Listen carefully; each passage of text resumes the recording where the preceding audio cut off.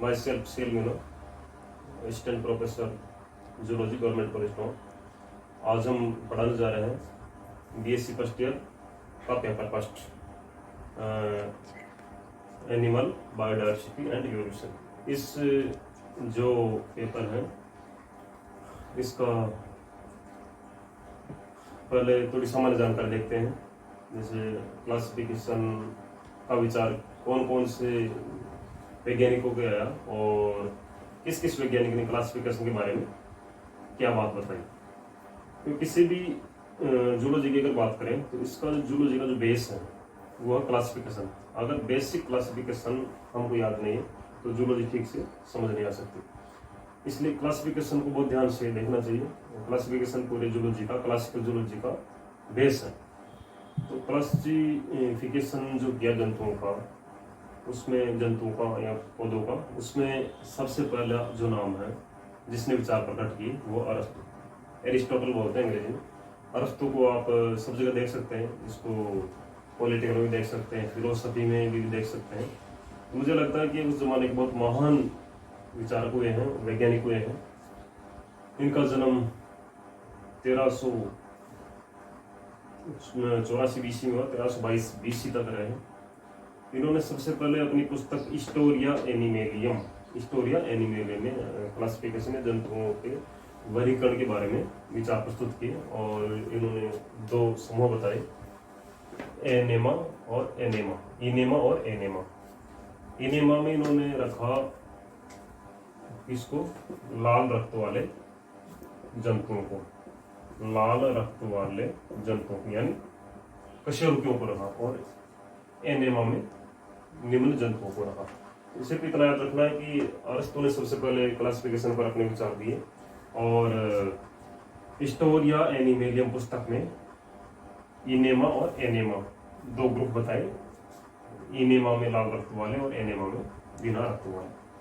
इसके बाद जो सबसे बड़ा नाम है क्लासिफिकेशन में, वैसे तो बहुत सारे नाम है, एपीडी कंडोले वगैरह पढ़ते हैं, लेकिन अपने सिलेबस के हिसाब से अगर ध्यान दें तो सबसे बड़ा नाम दूसरा केरोलस लीनियस का। इसका पहले जो नाम था, जब ये क्लासिफिकेशन पे इसने काम नहीं किया, उससे पहले इसका ओरिजिनल जो नाम था वो था कार्ल वोन लीने। लेकिन इन्होंने, जैसा कि आप सब जानते हैं, इन्होंने कौन सी दिवनाम पद्धति, बाइनोमियल नोमेनक्लेचर, यानी दिवनाम पद्धति, हिंदी में क्या कहेंगे इसको, दिवनाम पद्धति। तो इसने दिवनाम पद्धति जब जंतुओं के वर्गीकरण के लिए प्रस्तुत की तो खुद का नाम भी उसी हिसाब से बदल लिया और कार्ल वोन लीने की जगह केरोलस लीनियस कर लिया। इनका जीवन काल था 1707 ईस्वी से 1778 ईस्वी तक। ये अरस्तु ईसा पूर्व के हैं, बहुत पुराने हैं, ये बात के हैं। तो हाँ, अरस्तु को फादर ऑफ जूलॉजी भी कहा जाता है, फादर ऑफ टेक्सोनॉमी भी कहा जाता है। क्या कहता है? Father of zoology. Father of zoology कौन है? अरस्तु। और फादर ऑफ टेक्सोनॉमी भी कहा जाता है, फादर ऑफ टेक्सोनॉमी। लेकिन मॉडर्न टेक्सोनॉमी की जो है वो है केरोलस लीनियस। इनकी पुस्तक है सिस्टेमा नेचुरी, जिसमें इन्होंने क्लासिफिकेशन के बारे में विचार प्रस्तुत किए और दिवनाम पद्धति प्रस्तुत की। दिवनाम पद्धति का मतलब है कि किसी भी जंतु का नाम या पौधे का नाम दो भागों में होना चाहिए, पहला वंश और दूसरा जाति। दिवनाम पद्धति के नियम क्या है वो बाद में पढ़ेंगे, पहले कुछ और चीज देख लेते हैं। तो केरोलस लीनियस के हिसाब से मुख्य जो समूह है जिसमें किसी जंतु को क्लासिफाइड किया जा सकता है, कैटेगराइज किया जा सकता है, वो है 7। कौन कौन से? सबसे पहला जैसे जगत, जैसे कोई जंतु है तो उसका जगत कौन सा है? जंतु जगत। फिर उसके बाद संघ, जगत से छोटी का संघ, अंग्रेजी में फाइलम कहेंगे। जब हिंदी और अंग्रेजी दोनों शब्द याद होने चाहिए, हिंदी मीडियम वाले स्टूडेंट्स के लिए बहुत जरूरी, क्योंकि कई बार एग्जाम में टर्मिनोलॉजी जो आती है इंग्लिश में आती है, तो हिंदी और इंग्लिश दोनों टर्म साइंस के विद्यार्थी को याद होने चाहिए। तो संघ, फाइलम, वर्ग, क्लास कहेंगे इसको। चौथे नंबर का आता है गण, जिसको ऑर्डर कहेंगे। फिर 5वें नंबर कुल, जिसको हम फैमिली कहेंगे। 6वें नंबर को वंश, जिसे जीनस करते हैं। और 7वें नंबर पर स्पीसीज, जिसे हम जाति कहेंगे। तो ये 7 टेक्सास है जिसमें किसी जंतु के नामकरण के दौरान उसको क्लासिफाइड किया जाता है। यहाँ दो शब्द लिखे हुए, एक तो टेक्सा और एक टेक्सोन। ये जो टेक्सा है ये है प्लूरल और टेक्सोन सिंगुलर है। ये एक वचन है और ये इसका बहुवचन है। इसी प्रकार से जाति की अगर बात करें, जाति क्लासिफिकेशन की सबसे छोटी इकाई मानी जाती है। जोहन रे ने सबसे पहले जाति की परिभाषा बताया, लेकिन जो मान्यता प्राप्त परिभाषा है, जो आज के युग में सबसे ज्यादा मान्यता प्राप्त है, वो है मेयर की जैव जाति संकल्पना, biological species concept. Biological species concept, biological species concept जैव जाति संकल्पना है जो मेयर ने दी है। और इसने जो परिभाषा बताई जाती है वो सबसे अधिक मान्य है। इसके अनुसार जाति क्या है? A group of interbreeding population which reproductively isolate, यानी ऐसे जंतुओं का समूह है जो आपस में इंटरब्रीड अंतर प्रजनन कर सकता हो और दूसरे जंतुओं से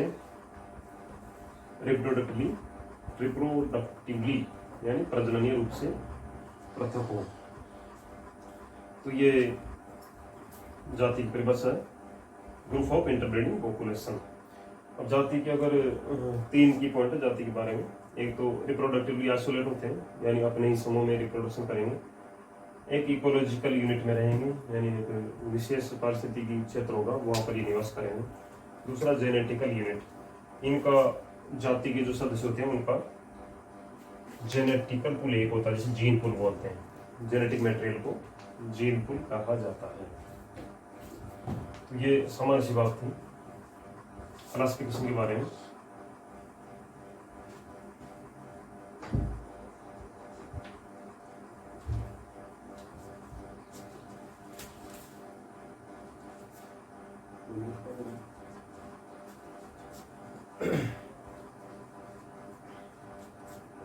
अब थोड़ा सा द्विनामपत्ति के बारे में जान लेते हैं।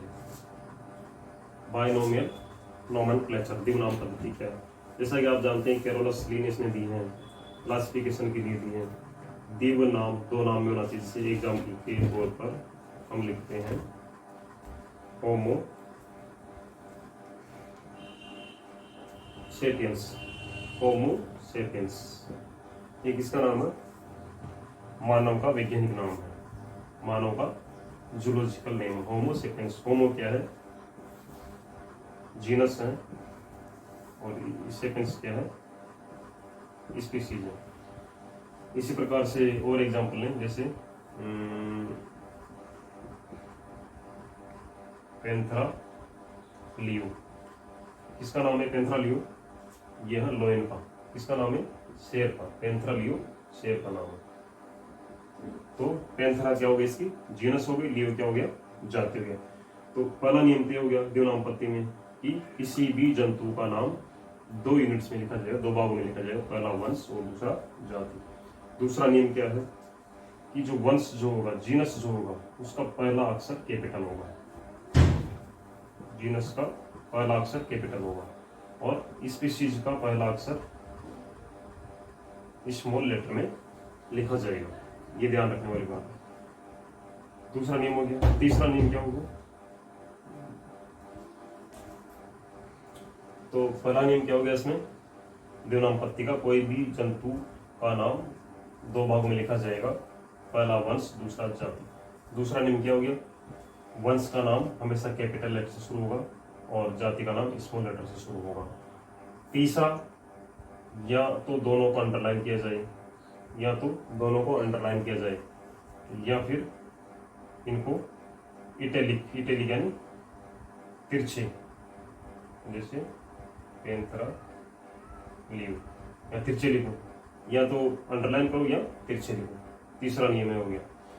इसके अलावा लिनियस ने बात बताई कि जिस वैज्ञानिक ने सबसे पहले वो नाम सुझाया उसका नाम ब्रैकेट में लिखा जा सकता है, उसके साथ उसका कौन सेशन में नाम दिया वो भी लिख सकते हैं। अगर उसकी कोई सब स्पीशीज है तो वो भी उसके पीछे जोड़ी जा सकती है। लेकिन जब सब स्पीसीज के साथ लिखेंगे तो उसको बोलेंगे त्रिनाम पद्धति। अगर सब स्पीसीज लिखते हैं साथ में तो हो जाएगी त्रिनाम पद्धति। तो ये तो देवनाम पद्धति का नियम थे। और जो लिनेस ने देवनाम पद्धति दी ये बहुत इंपॉर्टेंट है। यहाँ से क्वेश्चन पूछे जाते हैं, छोटे छोटे क्वेश्चन पूछे जाते हैं। जैसे सबसे पहला क्वेश्चन तो पूछा जाता है कि देवनाम पद्धति किसने दी, कैरोलस लिनियस। फिर ये पूछ लिया जाता है कि कैरोलस लिनियस ने जो क्लासिफिकेशन बताया उसके लिए कौन सी पुस्तक लिखी उन्होंने, तो सिस्टमा मैचुरी। फिर थोड़ा सा बड़ा क्वेश्चन आता है 2 नंबर वाला, उसमें पूछते हैं कि देवनाम पद्धति क्या है। तो उसमें ये 4-5 जो नियम मैंने बताए इनके बारे में आपको बताना होता है। तो ये थोड़ा इम्पोर्टेंट है। अभी हमने बात की थी जाति की। तो जाति की परिभाषा जैसा कि मेयर ने बताया कि ग्रुप ऑफ इंटरब्रीडिंग पॉपुलेशन, यानी अंतर प्रजनन कर सकने वाली समष्टियों का समूह जाति कहलाता है, जो अपने समान संतति पैदा करता है। अब जाति में बहुत सारी टर्मिनोलॉजी चलती है। जैसे एक आता है समस्थानिक जातियां, समस्थानिक जातियां, ये कई बार पूछ लेते हैं एक नंबर में कि समस्थानिक जाति किसे कहते हैं। अंग्रेजी में बोलेंगे इसको सिम्पेट्रिक स्पीसीज, समस्थानिक जातियां। तो समस्थानिक जाति का मतलब है कि ऐसी जातियां जो एक ही भौगोलिक समूह में निवास करती हैं। दूसरा है विस्तानिक जाति, यानी एलोपेट्रिक स्पीसीज।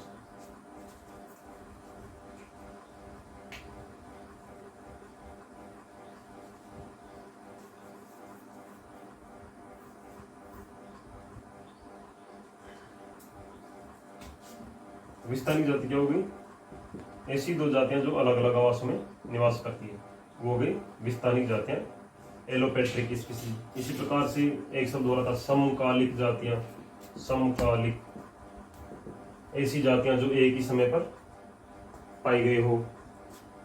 ठीक है, तो इस तरह से ये टर्मिनोलॉजी इनको याद रखा जाना चाहिए।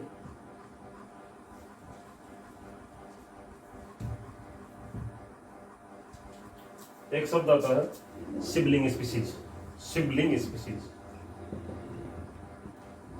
Sibling species. ये पूछ लिया जाता है ये वो जातियां जो मॉर्फोलॉजिकल समान होती है लेकिन रिप्रोडक्टिवली आइसोलेट होती है, यानी संरचनात्मक रूप से एक जैसी होती है लेकिन जननी के रूप से भिन्न भिन्न होती है। तो ये याद रखा जाना चाहिए। धन्यवाद।